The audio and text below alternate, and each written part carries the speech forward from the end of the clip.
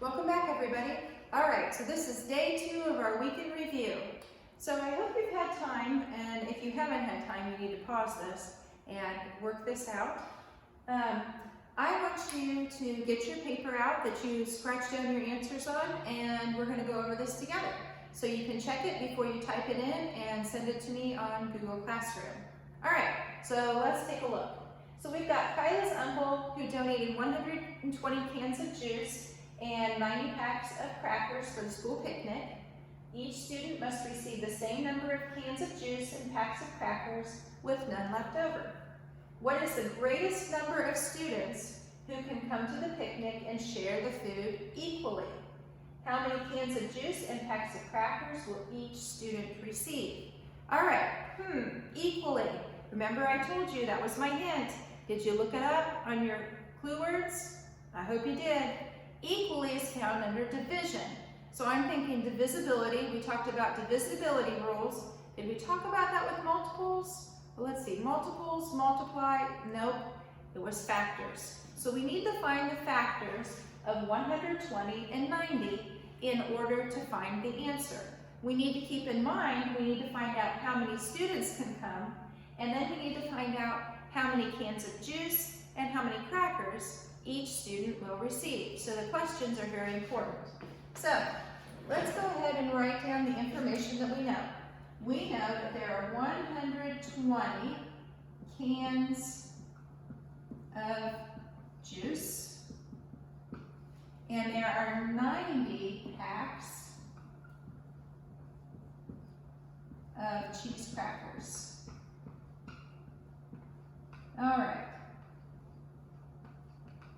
All right, I'm sure he's not the only person donating, so I'm sure there'll be lots of other food there. All right, so we decided because it says equally, and that is a clue word, equally, we are finding factors, not multiples. So we need to write the factors of 120 and 90. So there are some things you can, clues that you can draw on just by knowing your divisibility rules. Well, we always know that there's 1. Well, this is even, so we know that 2 is going to be a factor. Now, I'm going to take a look at this 120. I'm going to show you a little strategy that I use when I'm finding the factors. I know that 12 is divisible by 3, so 3 is going to be a divisor of 120. Okay? Now, I'm going to look here. 4. Well, again, I can look at the 12. 12 divided by 4 yields an answer, so 4 is also going to be a factor of 120. 5. Well, divisibility rule ends with a 0. Absolutely. 6. Well, let's look at that 12 again. 12 divided by 6 yields an answer, so 6 is also going to be a factor. 7. 7. Let's see. 7, 120. Let's see. 1 times 7 gets me closest to 12. Nope. 7 is not a factor of 120. What about 8? Well, 8's an even number. We've had 2, 4, and 6. So maybe 8 would be a factor. Let me do a little check here real quick. Let's see.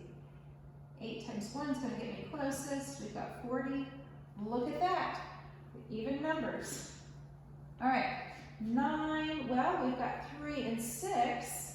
So maybe 9 will work too. Let's try. Let's see. 1, 9 is going to get me closest. 30. Nope. 9 doesn't work. All right. 10 is going to work, and I know that because of my divisibility rules. We've got a 0 there. So I know 10 is going to work. 11. Nope. 11 is not going to work. 12 is going to work. 12, that's going to be 10. So there's a factor pair there. Okay, so let's see here. We've got 15. 15 pairs with 8. Let's see. We've got 6, and that's going to be, how many 6s? There's going to be 20. And then 5. Well, let's see. 5. What's 5 going to pair with? Well, if I'm not sure, I can always divide. I know that's going to be 2 is going to get me closest. 20, so I need 24 5s. 24. 4. Let's see here. We've got 4. So we've got 12 divided by 4 equals 3, and I need to add a 0. That's 30. 12 divided by 3 is 4, and add a 0, so that would be 40. 2 is going to give me 60, and then 120 itself. So we've got the pairs here. We've got 1 and 120, 2, 60, 3, 40, 4 and 30, 5 and 24, 6 and 20, 8, 15, and 10 and 12. So I went back and I checked. Do I have all my factor pairs? Don't want to leave anybody out, and I most certainly do have all of my factor pairs. All right, so now I need to find the factor pairs of 90. So I've got 1, 2 it's going to be a factor pair. There's going to be a factor pair with 2 because of the 0. We know the divisibility rules. This is even, so 2 is a factor. 3, yes, because 9 divided by 3 yields an answer. 4, not sure about that one. Let's check that one out. There's 8. Bring down my 0, 10. Nope. 4 is not going to work. 5 is going to work, and I know it without checking because of the 0 at the end. My divisibility rules tell me that 5 is a factor. What about 6? Well, we've got 3, so 6 is a possibility. Let's check it out. 3, 15. Yes, 6. 7.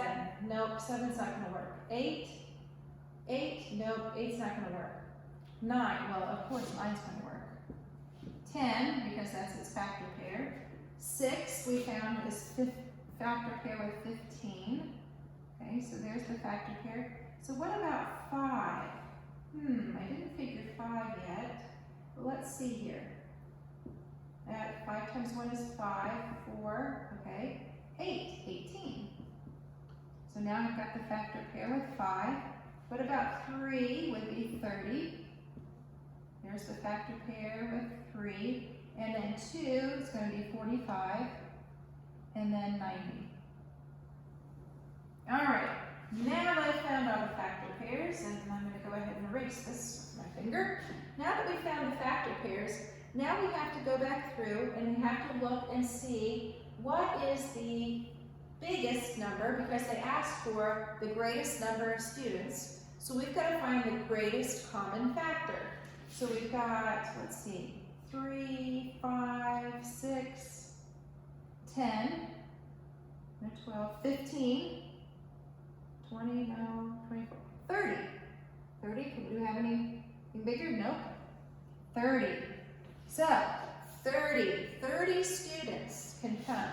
So, 30 students can come to the picnic.